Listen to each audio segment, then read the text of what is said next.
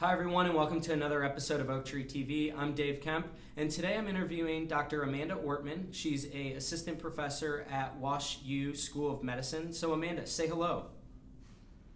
Hey, how are you? Doing great. So Amanda teaches a course down there called Clinical Audiology, and recently AU Bankaitis went down to do some hands-on training with the students around Cerumen Management. So let me ask you, are these first-year students or are these further along students in the program that were a part of this Cerumen Management training? Okay, these were first year AUD students.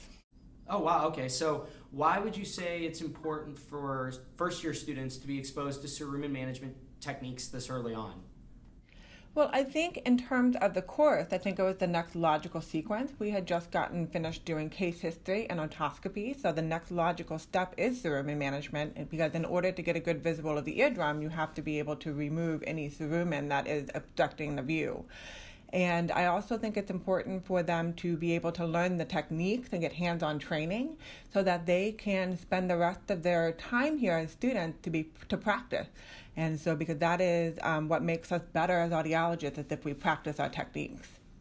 Got it. Got it. So what do you think would be their biggest takeaway from this type of training? I think the biggest takeaway for the students was learning that this was absolutely inside their scope of practice. And so them realizing that audiologists are able to incorporate cerumen management into their practice is very important.